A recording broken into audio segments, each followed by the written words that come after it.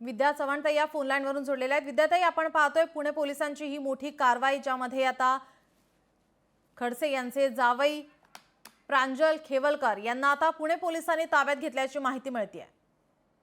हे पॉलिटिकल विरोधकांना टार्गेट करण्याचं काम चालू आहे, दुसरं काही नाही आहे याच्यामध्ये। रोहिणीताई खडसे आता बोलतायत किंवा एकनाथराव खडसे बोलतायत, त्यामुळे त्यांना गप्प कसं करायचं, तर त्यांच्या कुटुंबियांना त्रास द्यायचं, असे प्रकार इथे सुरू झालेले दिसत आहेत। एकंदरीतच आता कुठेतरी पोलिसांचा दबाव टाकला जातोय असं आपलं म्हणणं आहे का? निश्चितच, कारण काय इतर ठिकाणी कुठे पार्ट्या चालतात, काय काय चालतं, कुठे डान्स बार, तुमच्या गृह राज्यमंत्र्यांचेच डान्स बार चालू आहेत, तिकडे मात्र काही पोलीस जात नाहीत कधी। आणि इथे जर का यांच्या विरोधात कोणी बोललं तर त्यांच्या ज्या नातेवाईकांचा किंवा ज्या घरातल्या लोकांचा त्यांचा संबंध नसतो त्यांना टार्गेट करायचं आणि तोंड बंद करायचं काम चालू आहे। गेल्या काही दिवसांपासून आपण पाहतोय की एकनाथ खडसे आणि गिरीश महाजन यांच्यामध्ये जे आरोप प्रत्यारोप सुरू आहेत, शाब्दिक बाण सुरू आहे, त्याच्यानंतरची ही कारवाई। हे असंच आहे ना, म्हणजे गिरीश महाजनांवरती बोलले खडसे साहेब किंवा आणि काही बोलले तर त्यांच्या कुटुंबियांना त्रास देण्याचे हे प्रकार अत्यंत दुर्दैवी आणि अत्यंत घाणेरडे आहेत। अशा प्रकारे त्रास देऊ नका ना तुम्ही।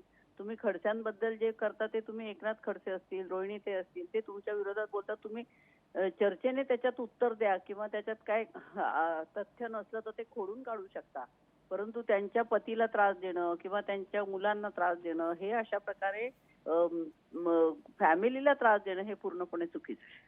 विद्याताई, काय वाटतं की या कारवाईनंतर आता पुणे पोलीस जी काही कारवाई करते, चौकशी करते, यामधून आता यांची आता जे जावई आहेत एकनाथ खडसे यांचे, प्रांजल खेवलकर यांची निर्दोष सुटका होईल का, काय वाटतं?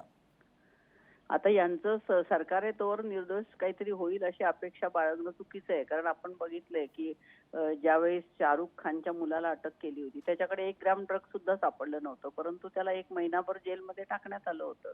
कशा प्रकारे फिल्म इंडस्ट्रीच्या लोकांना टार्गेट केलं होतं हे आपण त्याचं बघितलेलं आहे। धन्यवाद। जी जी, धन्यवाद विद्याताई, आपण दिलेल्या या प्रतिक्रियेसाठी।